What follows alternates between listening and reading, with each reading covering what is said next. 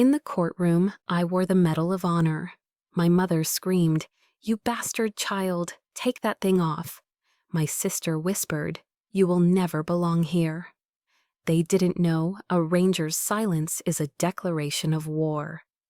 My name is Captain Paige Mercer. I am 35 years old, a U.S. Army combat medic with the 75th Ranger Regiment, stationed at Hunter Army Airfield in Savannah, Georgia. But today, none of that mattered.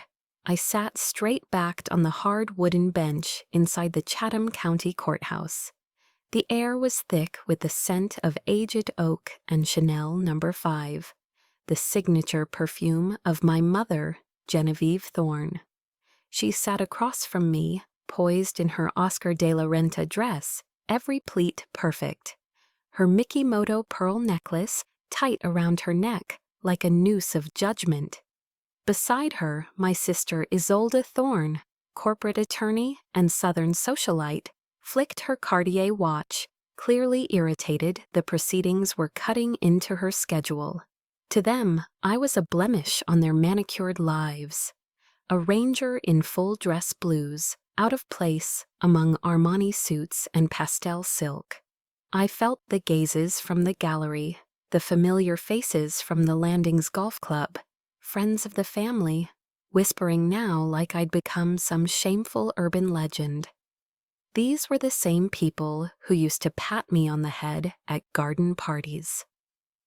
When the clerk called my name, Captain Paige Mercer, I rose.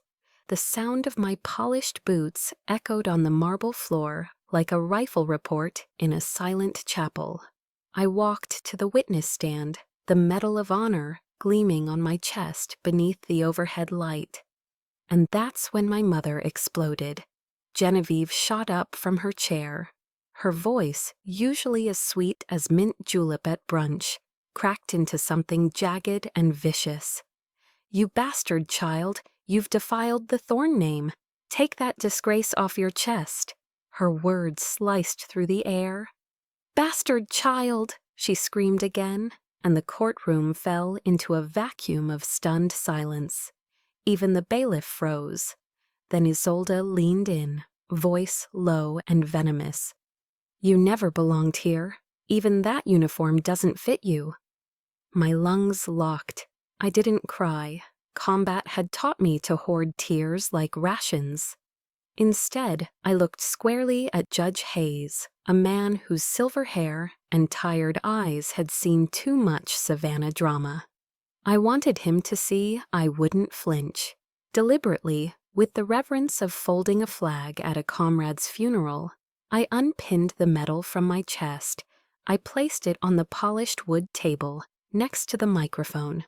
The clink of metal on wood was quiet, but in my ears it rang like thunder. That silence was my rebellion. That silence screamed louder than any retort I could have given. Then came the ambush.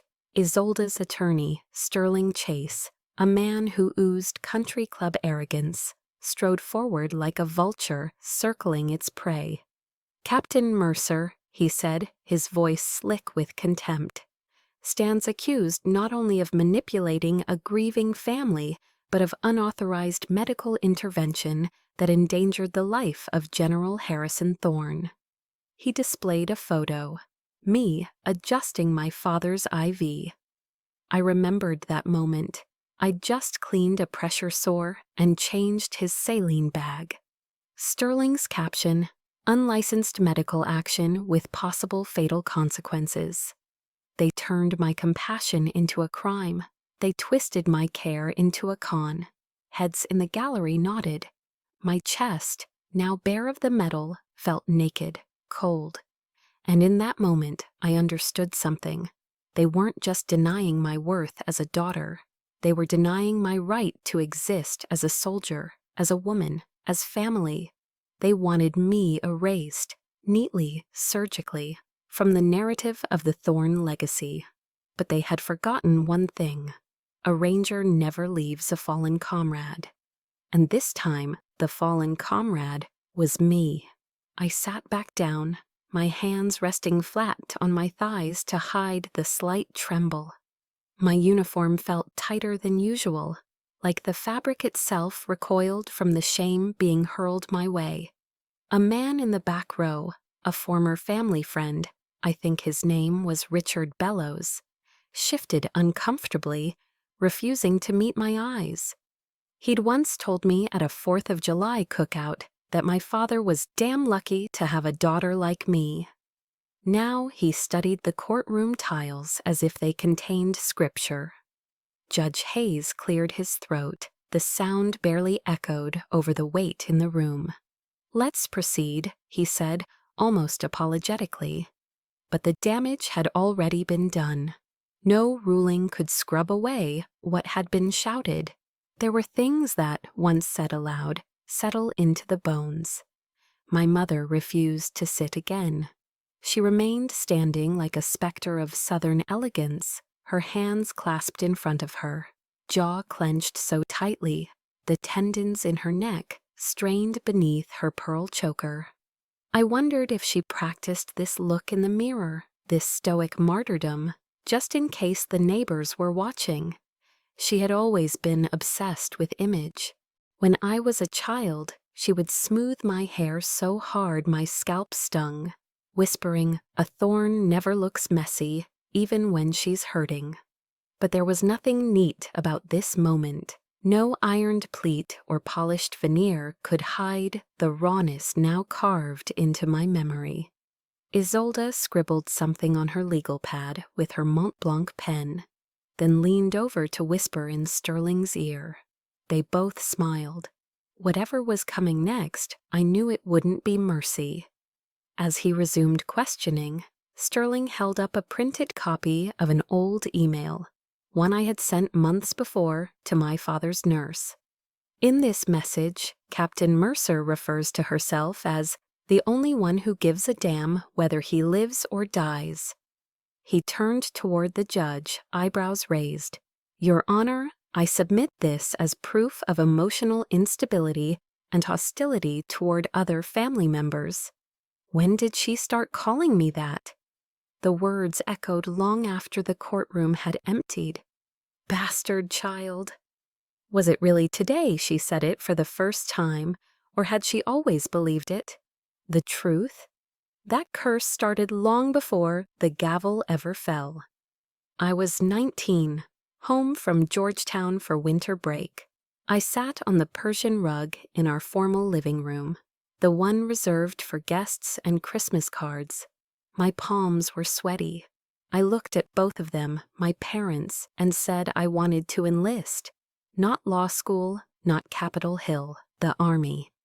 My father, Lieutenant General Harrison Thorne, the war room legend with silver stars and a spine carved from granite, slapped me.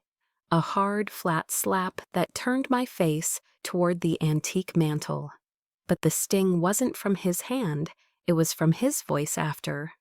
I'd rather have no daughter at all than one who humiliates me in front of my colleagues. Don't call me father again. My mother didn't flinch. She adjusted the flower arrangement on the fireplace like she'd just heard the weather forecast. I remember thinking, so this is how legacies are protected, by erasing anything that doesn't fit. Isolde was the golden child. She played piano at the Lucas Theater, had her debutante ball at the Oglethorpe Club. Her accomplishments were framed in gold and mounted in the hallway like a curated exhibit. I ran 5 miles by the river, fixed up a rusty Ford pickup in the driveway, and preferred cargo pants to pearls. My mother once told a friend during a tea party, "Isolde is a rose, refined, delicate. Paige, she's like a wild magnolia. Resilient, yes, but too coarse for the parlor." She didn't know I was behind the kitchen door, holding a plate of scones. Maybe she didn't care. The worst came on Thanksgiving. It was the first one after I completed medic training. I called the house from a payphone at Fort Sam Houston. I remember how hopeful I sounded, asking if dinner would be at 6 like always. Isolde answered. "Paige? Oh, sorry, Mom and Dad are out. They decided to spend Thanksgiving at Sea Island this year. The house is empty. My stomach dropped. That night, scrolling through Facebook from the barracks, I saw a photo. The Thorne family, full attendance, gathered around our dining table. Even my great-aunt Susan, who never leaves her apartment in Charleston, was there. The caption read, "Warmest Thanksgiving with the whole family." I had dinner that night at a Waffle House off I-95, turkey sandwich, burnt hash browns. A waitress named Bev who gave me a slice of pecan pie on the house because she said I looked like I needed it. I didn't cry, not then, but something in me calcified, like if I moved too quickly, it would shatter. Every year, the Thornes hosted a Christmas Eve gala, Savannah's Elite, all lace and liquor. I wasn't invited. Instead, I was told to help the staff in the kitchen. "You don't photograph well with donors," my mother once said. That year, I wore a cranberry turtleneck and passed hors d'oeuvres to bankers' wives in sequined gowns, while Isolde played Mozart in the drawing room. The cook, Miss Lorraine, patted my shoulder and whispered, "You got more heart than this whole house combined." I held on to those words like they were gospel. There were no framed photos of me in the halls, no stories about my deployments told over cocktails. To them, I was background noise, scrubbed from the narrative. They didn't want a soldier, they wanted a second Isolde. But then I read about Audie Murphy. He was small, too short, rejected by the Marines, rejected by the paratroopers, but the Army took him. He went on to become the most decorated combat soldier in U.S. history. I read his memoir, To Hell and Back, until the spine split. Audie didn't fight for applause. He fought because it was the right thing to do. That story lit a fire in me. If I couldn't earn my family's respect, I would earn my own. In the field, there were no monograms or pearls. Only blood, grit, and whether or not you came home. I chose the battlefield, and in some twisted way, I think that's what made them hate me more. Because I found honor where they thought there was only dirt. So when my mother called me a bastard child in court, I didn't just hear the insult, I heard the years behind it, the silence, the exclusion, the erasure. But I also heard something else. I heard that I survived all of it, and that made me dangerous. I spent that night in my rental car, parked under the moss-draped oaks near Forsyth Park. The heater coughed out lukewarm air and the silence pressed in. I stared at the dashboard clock, watching minutes slide by like memories I couldn't outrun. I held the gift I never gave, just a framed photo of Dad and me from a fishing trip when I was 8. In it, he's smiling, his arm around my shoulder, the two of us beaming beside the Savannah River. For a long time, I thought that photo proved something, that he loved me once, that maybe I belonged. But now I know better. Photos lie, so do bloodlines. It's what you do when no one's watching that defines you. So I drove back to base the next morning. I didn't text, I didn't call. I just slipped back into my life, a life I built without their approval. And that, more than any medal or mission, became my quiet victory. They had erased me from their story, but I had already started writing my own. The first page of that story started at Fort Benning. RASP Ranger Assessment and Selection Program wasn't just a test, it was fire, and I had to walk through it. I was one of 4 women in a class of 87. Each morning started before sunrise, and every muscle in my body screamed by mid-afternoon. I shared a barracks with men who'd never say it out loud, but their eyes did the talking. "General's daughter," one muttered during our first ruck march. "Bet she gets a ribbon just for showing up." So I ran an extra mile after every official run. When others dropped into their bunks, I stayed up rereading the trauma protocol manuals. I practiced placing tourniquets in the dark with my eyes closed. I didn't come here to be liked. I came here to be worthy of their trust. Week 3, during a casualty simulation, I carried a 200-pound teammate on my back. Half a mile uphill in Georgia mud. My legs buckled halfway, but I didn't stop. I wouldn't. Not after everything I'd left behind. Deployment came fast. My first assignment was Syria. Dust in your teeth, adrenaline in your throat. We rotated through outposts that looked more like scrapyards than bases. There were nights we slept fully geared, rifles under our arms, flinching at every shifting shadow. During a raid on an insurgent safe house, things went sideways. SPC Miller, 19, freckled, fresh out of basic, took a bullet to the chest. The unit froze. I didn't. I dragged him behind cover and dropped to my knees, my fingers already tearing open his vest. The wound was collapsing his lung. I reached for my needle decompression kit. My hands didn't shake. My voice didn't waver. Breathe, Miller. Stay with me. I pierced the chest wall, heard the hiss of air escape, and saw his eyes refocus. When the medevac bird landed, the sergeant, grizzled, stoic, the same one who hadn't said more than 2 words to me since I arrived, clapped my shoulder and grunted, "Doc," just that. From that moment on, I wasn't the Thorn Girl. I was Doc, one of them. But that name came with a price. I missed my best friend's wedding.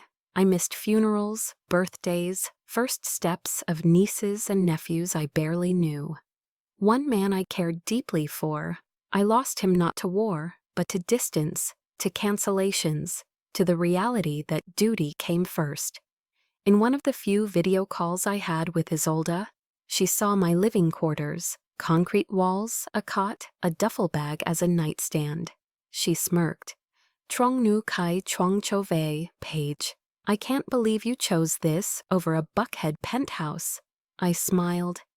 "At least there are no snakes out here, sis." She didn't get it. She never would. The loneliest part wasn't the distance. It was knowing they didn't see any of it as real, as valuable.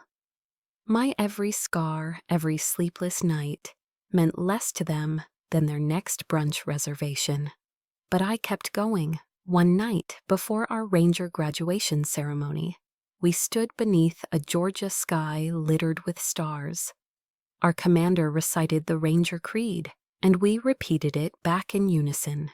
My voice was steady, my heart heavier than my ruck. Never shall I fail my comrades.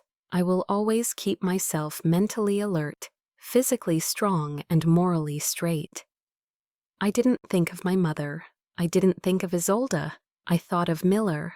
I thought of the men who bled beside me and trusted me to keep them breathing. They were my family now. They didn't wear pearls or quote Southern etiquette. They wore sand, sweat, blood, and steel. And they earned my loyalty not by birthright, but by the lives they shared with me under mortar fire and a shared oath. I stood in that field, Ranger tab stitched to my sleeve, not with pride, but with something deeper. Quiet worth, earned, not given. And in that silence, I realized something. Everything I had been denied, love, approval, a seat at the Thorn table, I no longer needed, because I had chosen this life. And in doing so, I had become someone no one could erase. After the ceremony, I walked alone to the barracks. The tab on my shoulder felt heavier than it looked. I passed others laughing, calling home, sharing photos. I didn't take out my phone. Instead, I sat on the edge of my bunk, unwrapped a care package that had arrived late, weeks ago, postmarked but unopened. Inside was a single granola bar, a used paperback mystery, and a sticky note from an old ROTC classmate that simply read, "Keep crushing it." No family photos, no handwritten card. but somehow that small note meant more than any monogrammed envelope back in Savannah. I laid back on my cot, eyes on the ceiling, and let the silence settle. This wasn't about proving anything to the Thorns anymore. It was about proving something to the girl I used to be. The one standing in her father's study, cheeks stinging, dignity burning, and I think she would have been proud of who I became. After the mission in the Horn of Africa, I was summoned to HQ. Not debriefing, not a commendation, just an order. Report to SOCOM command immediately. My stomach sank. I knew I'd gone off script. During an ambush at Checkpoint X, I deviated from protocol. It saved 3 lives, but broke the chain of command. I expected reprimand. What I didn't expect was to walk into a room and find General Elias Vance behind the desk. The man was a legend. Not in the newspaper sense, no. In the way Rangers whispered his name during long marches, as if it might make their boots lighter. He didn't offer a handshake, didn't motion for me to sit. He just studied me, silent, steady. "I've read your report," he said finally, sliding a folder across the desk. His voice was deep, gravel smoothed by time. "You broke procedure at Point X." "Yes, sir," I replied. I kept my shoulders square, my eyes level. I'd made peace with whatever was coming. He leaned back. Light glinted off his rack of medals, though somehow they seemed dull next to the sharpness in his eyes. "And you saved 3 people by doing it." I blinked. He didn't smile, but the tension shifted. "That's not what makes you a good soldier, Captain Mercer. That's what makes you a leader." A lump formed in my throat. Not from pride, no. From something deeper. Recognition, respect. 2 things I'd chased my entire life without ever knowing how hungry I truly was for them. He didn't mention my father, not once. That silence, it was a kindness, a line drawn, not to erase the past, but to let me step out of its shadow. Later that month, after a classified briefing, he pulled me aside. "I knew your father," he said quietly. He was sharp, disciplined, but he believed love was a liability, that it made a soldier soft. He looked me dead in the eye. "Don't let his silence define your worth. Around here, your value is measured by lives saved and trust earned. You've got plenty of both." It was the first time anyone had acknowledged my hurt without trying to dismiss it. No excuses, no he meant well, just truth.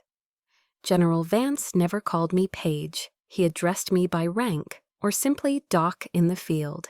He never asked about my family. He talked about ops, decisions, consequences. But his actions said more than questions ever could. Once, when my leave got canceled 3 times in a row, he stopped me outside the Situation Room. "You good?" "Yes, sir." He waited. "That wasn't a courtesy check, Captain. That was a genuine question." I nodded. That was the kind of man he was. Then came the moment that sealed it. We'd just wrapped a high-intensity session at Fort Liberty. Debriefing was brutal. Everyone was exhausted. As I packed up, he called me back. "If you ever need anything," he said, "channels open, direct."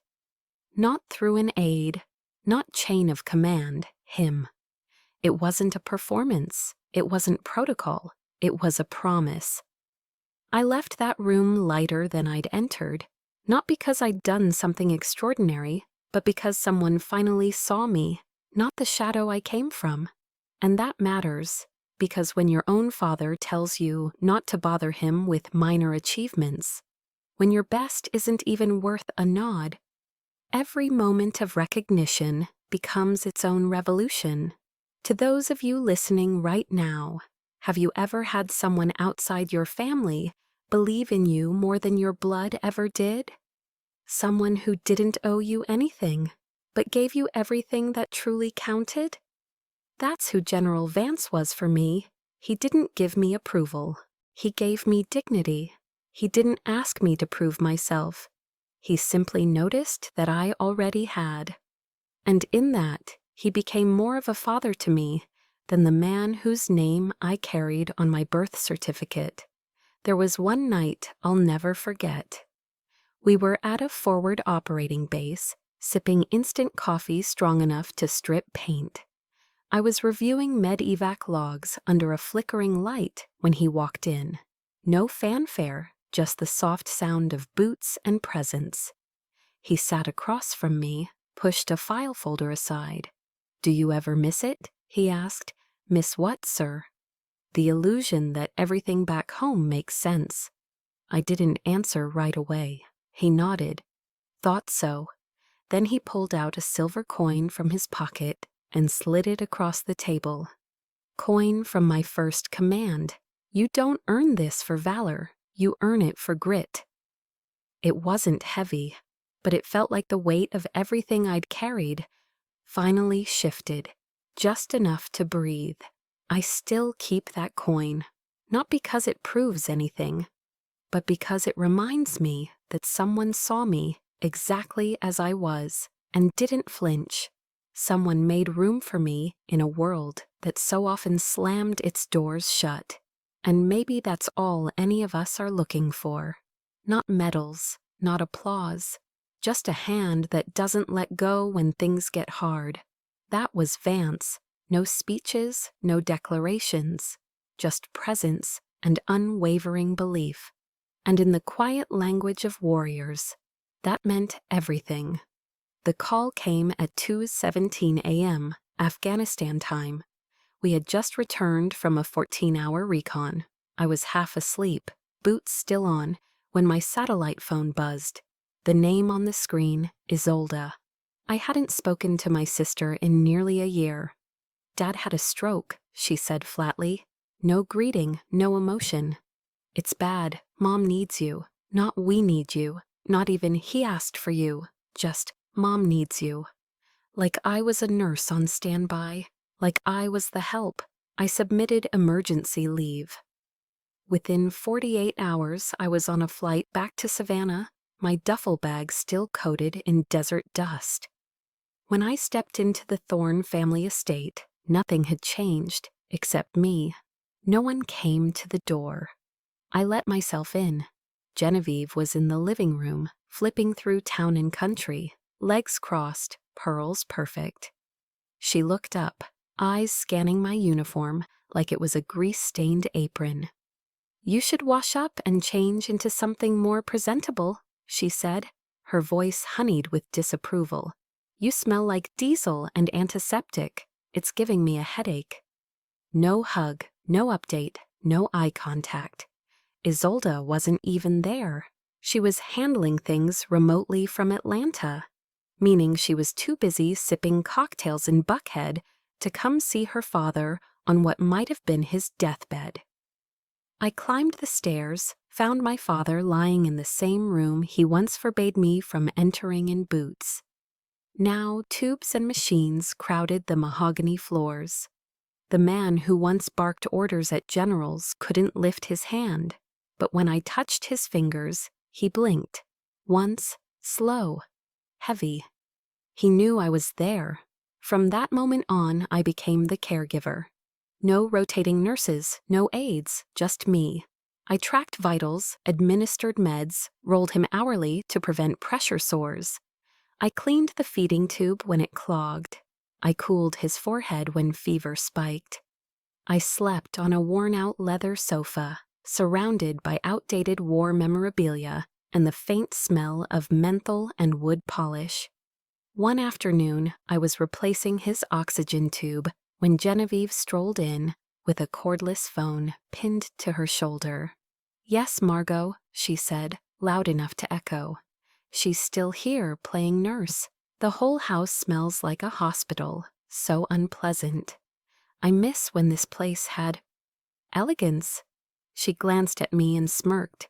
"I'm sure it's just a phase." I didn't speak. I didn't cry. I only tightened the strap on the oxygen mask and kept wiping his brow. 3 days later, Isolde finally arrived, Prada heels, blowout hair, sunglasses indoors. She entered the room, took one look at me sponging sweat off Dad's temples, and scoffed. "What are you doing, Paige? You think you're some kind of doctor now?" I stood, calm, silent. She shook her head. "You're not qualified. You're a field medic, not a physician. Honestly, this is probably making things worse." Then, right there, in front of our dying father, she pulled out her phone. "Hi, yes, I need a full-service in-home care team. Yes, the platinum package, 24-hour rotation. No, not hospice. Something with more discretion." She looked at me as she said it. A jab masked as logistics. That night, he passed. I was sitting by the bed, holding his hand. He never said a word, but he never let go. And when the machines flatlined, I felt his fingers tighten before they released. The next morning, I called Isolde. She didn't answer. Genevieve came in briefly, dabbed the corners of her eyes with a monogrammed handkerchief, and sighed. "Well, I suppose we'll need to make arrangements." That was it. No eulogy, no story, just logistics. 2 days after the funeral, a manila envelope arrived with my name typed in all caps. Inside, a formal letter from Isolde's legal team, challenging my involvement in estate matters. Not condolences, not even a thank you, a lawsuit. That night, I couldn't sleep. I sat on the back porch, the same one where my father once taught me how to polish boots, long before silence took over our relationship. Now it was quiet again, just the hum of cicadas and the distant sound of a sprinkler. I looked up at his old military shadow box on the wall inside. Medals, ribbons, a photo of him, standing straight-backed in front of the Pentagon. He never framed a picture of me.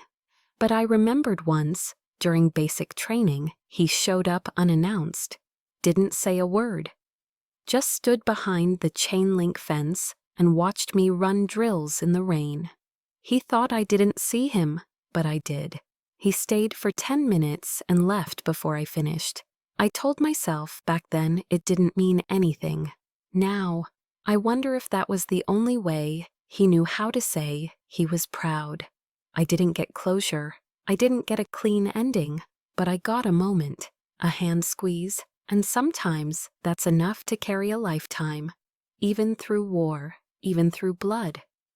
After the funeral, I found myself wandering the grounds behind the house, places I hadn't seen since I was a teenager. The garden was overgrown now. The white roses Dad once trimmed every Saturday had withered into thorns. I ended up in the garage, beside the old Chevy pickup he used to drive when no one was watching. It was covered in dust, but the keys were still hanging on the same hook. I climbed inside and sat in the driver's seat, gripping the worn leather wheel. The silence there was different, less judgmental. I opened the glove box and found a folded receipt from an auto shop. The handwriting on the margins said, "Don't let her drive with bad brakes again." It was dated 6 months after I'd left for basic training. I stared at that note for a long time, realizing there were things he did for me in silence that I never noticed or wasn't allowed to see. It didn't excuse everything, but it made something hurt less. Sometimes the loudest love doesn't come in words. It shows up in maintenance logs, in glances, in hand squeezes before goodbye. The office smelled like cedar and old money. Sterling and Keller's legal suite sat on the 4th floor of a historic Savannah building. Polished wood panels, framed naval portraits, and the sort of heavy silence that didn't invite questions. We were seated around a long mahogany table, Isolde to my left in white silk. My mother across from me, poised as always in Chanel. I wore my uniform, not out of pride, out of defense. The will was read by Mr. Sterling himself, gray suit, a grayer soul. When he got to the estate division, his voice dipped, deliberate. To Isolde Thorne, he said, the primary residence and all attached assets. To Genevieve Thorne, a living trust containing residual equity, investments, and family holdings. Then he paused, turned to me like a priest about to deliver final rites. And to Paige Mercer, he said, a conditional trust of modest value contingent upon her successful completion of psychological rehabilitation for PTSD as assessed by a licensed practitioner. Silence, then a cough from my mother, a soft chuckle from Isolde. I felt the breath leave my lungs. They didn't just want the house or the money. They wanted my dignity. They wanted the room to agree that I was broken, dangerous, a liability too damaged to inherit even a hallway rug. I stood without a word and walked out, the echo of my boots chasing me through the marble corridors. Outside, the Savannah sun was blinding. I barely made it to the parking lot before I heard heels clicking behind me. "Paige," Isolde called. Not a plea, a command. I kept walking. "Paige, stop." I turned, slowly. She adjusted her sunglasses, voice sugary and cruel. "Take the offer, okay? Be grateful. Walk away. You don't belong in this world. You never did." Her smile was tight. "You're just a broken soldier." I let that word hang between us. Broken. "You know what scares you, Isolde?" I said. "It's not that Dad left me something.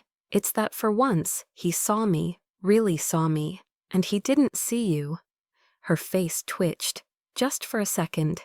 Then she hissed, "You're nothing but a failure who ran away to play soldier because you couldn't hack it in the real world." I didn't flinch. Not this time. I turned away and left her standing there. I didn't drive home. I drove to the river. The Georgia sky had darkened, summer thunder rolling in from the coast. I parked by the old pier and sat in silence as rain began to fall, slow, then hard. Each drop on the windshield felt like a question I didn't have an answer for. What did it mean to serve, to give, to bleed?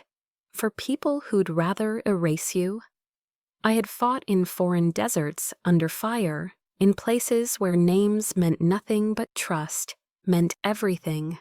Yet here, in my own family, I was still the outsider.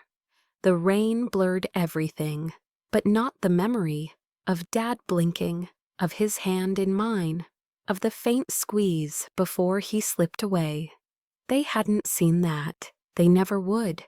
They saw what fit their narrative, the nursemaid, the fool. I sat for what felt like hours in that parked car by the river, watching the water swell and churn with the downpour. My hands rested on the steering wheel, knuckles white, heart thudding like a drum I couldn't silence. The same hands that had patched open wounds under enemy fire now trembled in a quiet storm no one else could see. 1,000 memories surged at once. Dad teaching me how to adjust a rifle sight, Mom yanking my shoulders back at age 10, telling me to stand like a thorn, not a thug. The silence at the dinner table when I first mentioned enlistment. The hollow Thanksgiving chair they claimed was, coincidentally, left empty.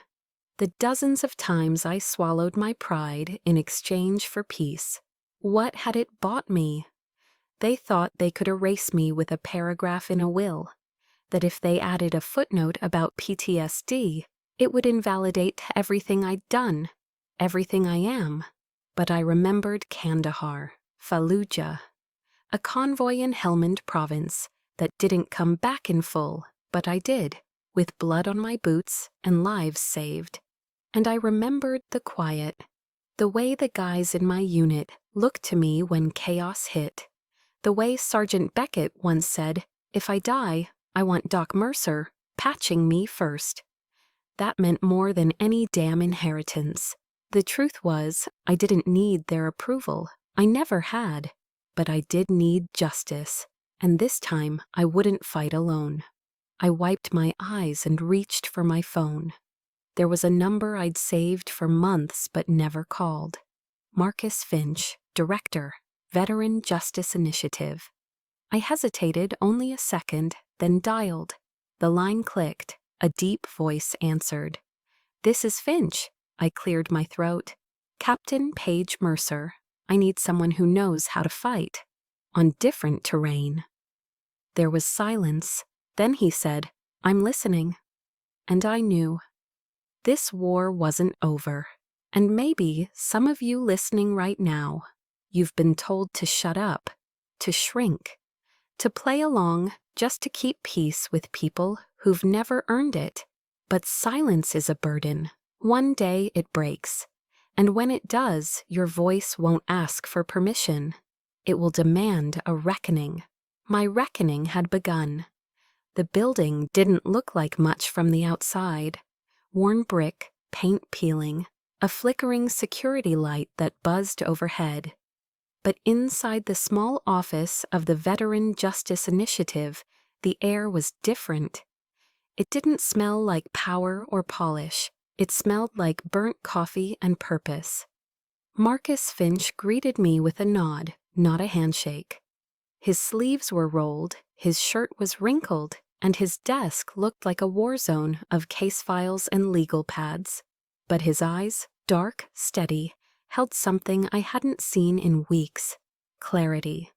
"Captain Mercer," he said, motioning to the chair across from him. "Let's hear it, all of it." I told him everything. From the slap that split my childhood in two, to the night I pulled the oxygen tube back into place, on a man who once told me never to call him Dad. I told him about the silence, the sideways looks, the will. I told him about the shame they tried to feed me, and how I never swallowed it, just learned to hide it better. Finch didn't interrupt, not once. When I finished, he leaned back and folded his arms. "They made a mistake," he said. "They thought they were fighting a broken girl. They don't realize they picked a fight with a ranger." I didn't smile, but inside something uncurled, like a muscle long clenched. Finch went to work immediately.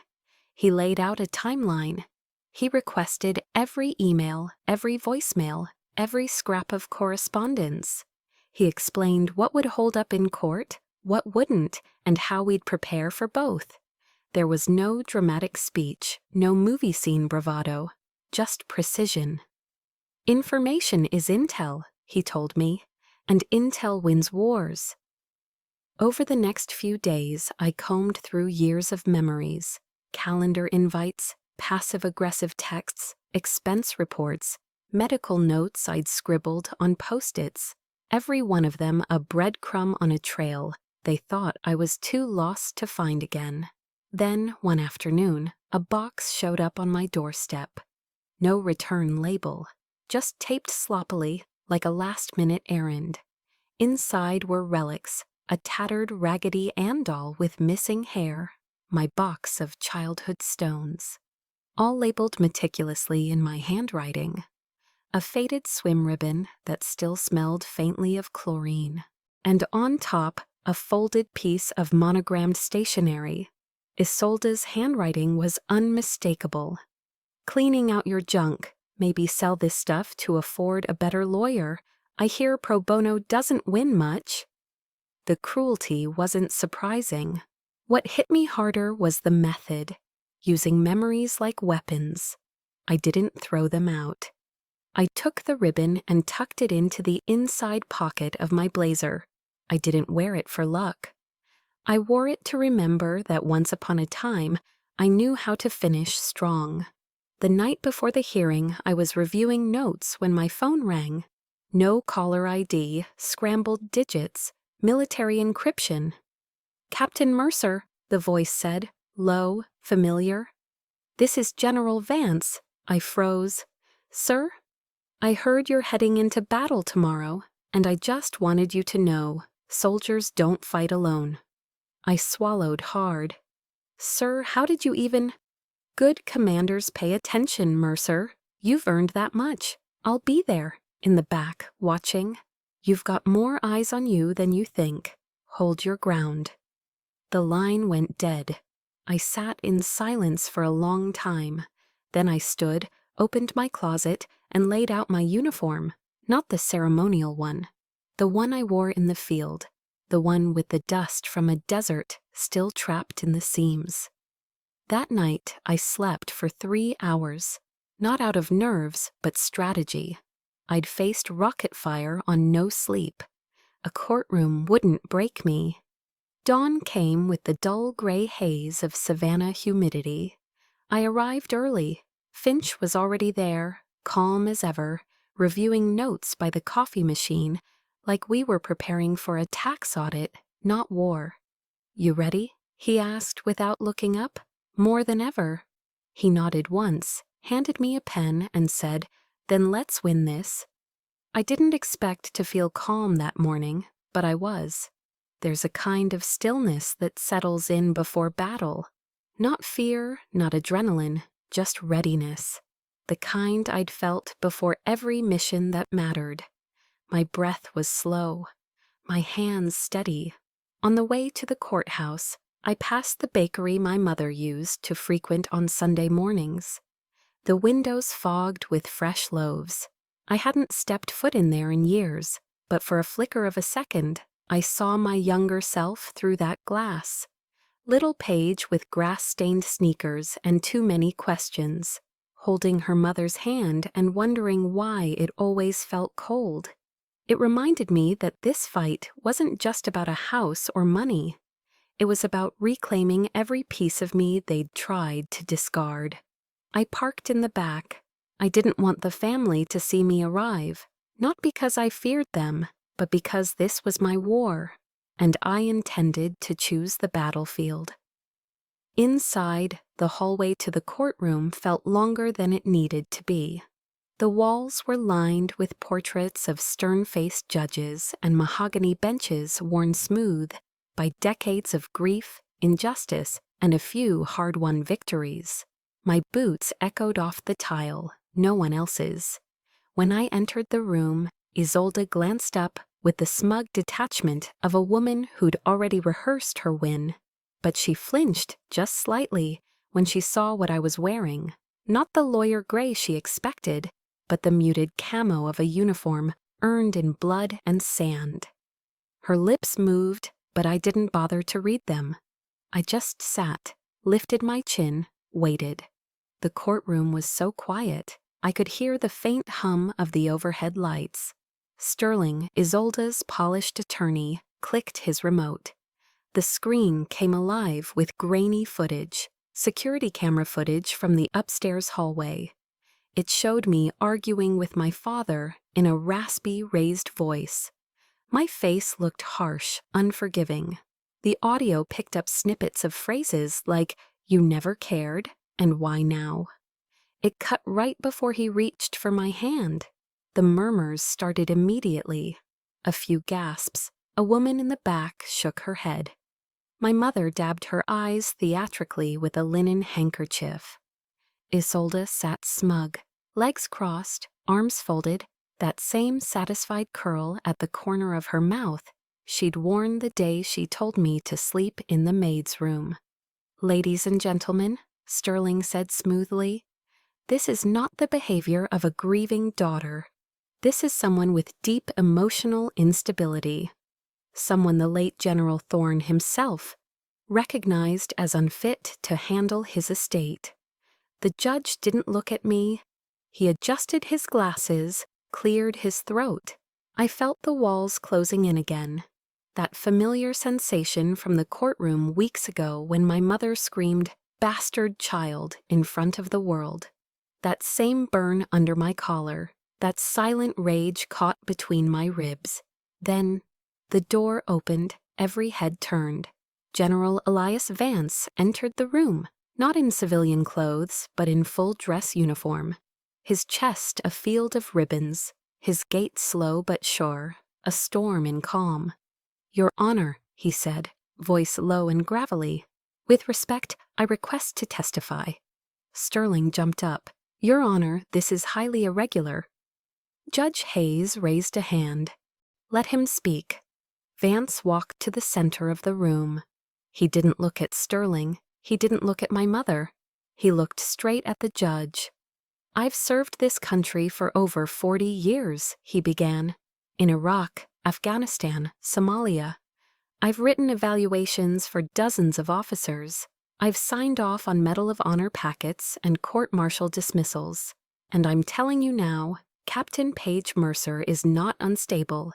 She is a soldier, and she saved my life." He let that hang in the air. "In 2017, near Al-Shaddadi, our convoy was ambushed.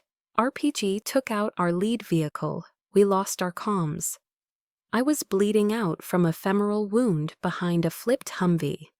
And it was Captain Mercer who dragged me 50 meters under fire and applied a makeshift tourniquet with her own belt." He paused. "She didn't just save my life. She carried the bodies of 2 other men out. She radioed for extraction. She ran point on the evac, and she did it without flinching." Sterling stood, flustered. "General, with all due respect, this proceeding concerns inheritance law, not battlefield citations." Vance turned, eyes like steel. "This proceeding concerns character, and you just tried to assassinate hers with an edited clip?"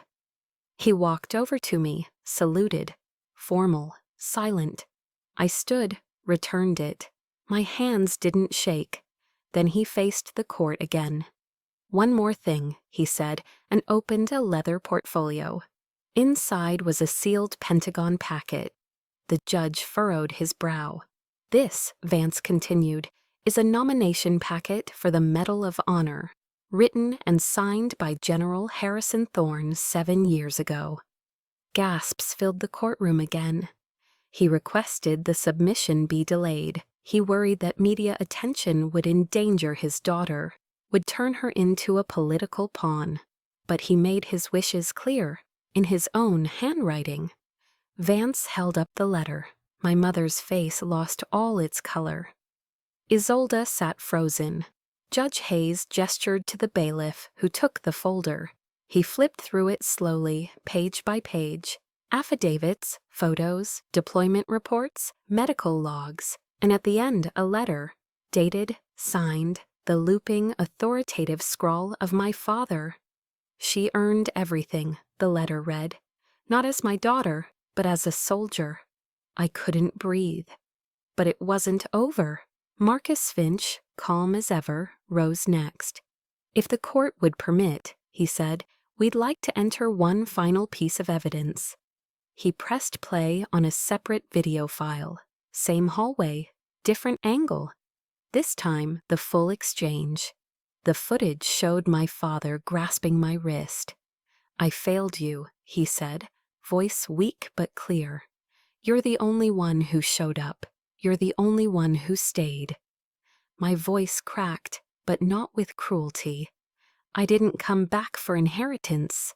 I came back because I'm your daughter." He looked up. "You earned this house. You earned everything I could never give you." Then silence, then a quiet, "I'm sorry." The screen faded to black. No one made a sound. Until the door opened again. Audrey Cole, the home nurse, stepped into the witness box. Her eyes were downcast. "I have a statement to make," she whispered, "and a copy of a check." She pulled out a folded slip of paper, $25,000 from Isolde Thorne, dated 2 days after my father's death. "She offered it to me," Audrey said, "to erase the original footage. I couldn't do it, so I kept the check. I never cashed it." Sterling tried to object. The judge shut him down. And then came the gavel. Judge Hayes didn't even look at Isolde. "Based on the overwhelming evidence and the clear intent of General Harrison Thorne, I rule in favor of Captain Paige Mercer. The house is hers, the trust is hers, and this court finds no merit in claims of mental incompetency or instability." The gavel struck again, final, loud, and just like that, the war ended. I didn't look at my mother. I didn't glance at Isolde. I turned toward the door and walked out into the Georgia heat. The sky was wide and open, no clouds, just sun. I stood there for a long moment. Let it warm my face. Let it burn off the last frost of that courtroom. The house wasn't just mine. It was my story. And finally, it was told. When the judge's gavel fell, it echoed through my chest like a closing door. Not on justice, but on a chapter of my life I had spent years trying to rewrite. We won. The house was legally mine. The lies were exposed, but I didn't feel victorious. I felt hollow. Outside the courtroom, reporters shouted my name. Cameras flashed. I saw General Vance standing beside me, stoic as ever. But I barely registered anything he said. My ears buzzed. My breath came in short, controlled bursts. I scanned the hallway instinctively, and there she was, Genevieve Thorne, my mother, being led out by Isolde through a side exit. She didn't glance back, not once. Her silence cut deeper than all the names she'd ever called me. That was her final act. Not fury, not theatrics. Just a quiet severing, like I was never hers at all. Isolde, of course, wasn't done performing. She stood on the courthouse steps, calm and composed before the microphones. "I only did what any loving daughter would do," she said. "Sometimes protecting a legacy means making hard choices." She made betrayal sound noble. Her lipstick was flawless, her smile measured. The public ate it up. I didn't stay to hear more. Marcus Finch held the car door open, and I slipped into the passenger seat without a word. That night, I sat in the silence of the rental apartment, still wearing the same blazer from court. I hadn't moved for hours when my phone buzzed. A message from my mother. "You've destroyed this family in front of all of Savannah. I hope you enjoy your pile of rubble." Not "I'm sorry," not even "I disagree," just condemnation, cold, final. I stared at the screen, thumb hovering over the reply button. But there was nothing to say. That pile of rubble was the house where I had spoon-fed my father broth in the middle of the night, where I had cleaned his wounds and sat beside him through seizures. It was the place where he had, however belatedly, called me Doc, with pride in his eyes. To her, it was just a monument of disgrace. To me, it was where truth finally had a voice. 2 days later, Isolde called. "Paige!" Her voice was unnaturally sweet. "Well, that was a lot, huh? But look, bygones are bygones, right? There's a fundraising gala this weekend at the club, and everyone would love to see you. We can show them you're still one of us." Still one of us? I took a long breath. "No, Isolde," I said quietly. "We are not us anymore. Families don't do what you did. They don't lie, manipulate, and then smile through it like it's champagne etiquette. You buried the truth. You tried to bury me." There was a pause. "You're being dramatic," she said with a little laugh. "I'm being clear," I replied. "Delete my number. I mean it." And then I hung up, just like that. It wasn't easy. My hand trembled, my stomach twisted. But the moment the call ended, something in me unclenched, like finally stepping out of a room with no air. I spent the following week alone in that apartment, unpacking boxes from the house that was now mine. The smell of old pine wood and lemon oil from the floorboards followed me. I moved carefully, lifting old photo frames and certificates, one by one. They meant nothing now. They were the remains of a war that had cost more than I ever expected. I found a photo of me and my father. I must have been 6. He was in uniform. I was on his shoulders. We were both smiling. I placed it face down in the drawer and shut it. Closure is a myth. There's only the choice to stop reopening the wound. On Sunday morning, I walked into the house, my house now, and stood in the foyer. The light poured in from the stained glass window, overhead, casting colored patterns on the floor. It looked different now, smaller, quieter, honest. I didn't know if I would live there. I wasn't sure yet, but it belonged to me. Not just the deed, but the memory, the pain, the fight, and the choice of what to do next. I spent the afternoon cleaning the study, not because it was dirty, but because I needed to reclaim the space. I found my father's journal tucked between two law books. I didn't read it, not then. I simply placed it on the desk and walked away. That was a decision for another day. Later that evening, I made tea, chamomile, and sat on the back porch, looking out over the yard. The magnolia tree was still there, still blooming. The air smelled like rain and something old fading away. I came back to the house on Kingston Drive on a Tuesday afternoon, a week after the verdict.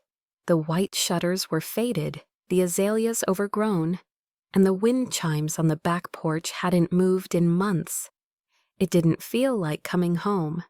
It felt like walking into a history book, one I wasn't sure I wanted to keep reading. The first few nights, I didn't unpack. I slept on the couch in my old bedroom, wrapped in a quilt that still smelled faintly of cedar and old books. The house creaked like it was grieving too, but I didn't rush to change it. I didn't throw away the furniture or scrub the walls. I just lived in it, sat in my father's leather chair, cooked a quiet dinner, let the silence teach me how to breathe again. One morning I opened the back door and stood in the yard with a mug of black coffee. The sun was just starting to touch the top of the live oaks. I looked at the corner of the garden where the old magnolia tree used to stand, dead, broken, and eventually removed, after a hurricane took it out years ago. I grabbed a shovel, walked to the other side of the yard, one that got more light, and began to dig. That afternoon, I planted a new magnolia, not as a tribute to the past, but as a marker of something different, something chosen. At the Savannah Women Veterans Transition Center, I wasn't Captain Mercer. I was just Paige. I started attending Tuesday group sessions, listening more than I spoke. Women from all branches sat in that circle: Black, white, Hispanic, moms, widows, quiet ones, broken ones, funny ones. One woman named Carla had lost a leg to an IED in Kandahar. Another, Monica, was battling night terrors worse than mine. We shared coffee, stale cookies, and silence filled with meaning. I told my story on the fourth week, not the legal mess or courtroom drama, but the part that came after. About walking through grief with no map. About patching walls in a house that smelled like old ghosts. They didn't clap or pity me, they nodded, because they understood. We became a family, a strange, scarred, beautiful one. We celebrated birthdays with cupcakes and bad karaoke. We sat beside hospital beds when one of us got sick. And sometimes, when the air felt heavy, we just sat in the same room and didn't say a word. One Saturday, I opened the drawer of my father's old wardrobe. Inside, wrapped in a soft cloth, was my Medal of Honor. I hadn't looked at it in weeks. I didn't display it on the wall or set it in a glass case. I placed it in that drawer alongside a photograph of my dad teaching me how to bait a fishing hook when I was 7. It was the only photo of him smiling without his uniform. That drawer wasn't a shrine. It was a reminder that survival is a form of valor too. The days got longer. I repaired the shutters, painted the porch swing, learned how to make sourdough bread from YouTube, and failed 4 times before getting it right. A neighbor, Mrs. Coleman, who used to ignore me, brought over tomatoes from her garden and asked if I needed help with lawn care. I told her I did, and we laughed about how I could patch bullet wounds but couldn't work a weed eater. The house started to feel different, warmer, like it belonged to someone who'd stopped running. I came across a quote one evening scrolling through a blog by Brené Brown. Vulnerability is not winning or losing, it's having the courage to show up and be seen when we have no control over the outcome. I read it twice, then again. That line stitched something inside me back together. I'd shown up, I'd let myself be seen, even when I wanted to disappear. One morning in early spring, I walked to the backyard. The magnolia sapling had survived the winter. Its first blossom had opened, creamy white, defiant against the Georgia clay. I stood there, barefoot in the damp grass, letting the moment wash over me. This wasn't a fairy tale ending. My mother never apologized. Isolde never faced jail time. The family name still carried more weight in Savannah than it ever did in my heart. But for the first time, I wasn't living under the shadow of it. This house was no longer theirs. It was mine. The garden was mine. The peace earned and hard won was mine. And that was enough. If you've listened this far, thank you for walking beside me. This story wasn't just about my battle. It was about the quiet wars so many of us fight behind closed doors. If something in my journey reminded you of your own, I'd be honored to hear about it. Share a memory in the comments, or just say, I'm here. And if these stories speak to you, consider subscribing so we can keep finding our way forward together.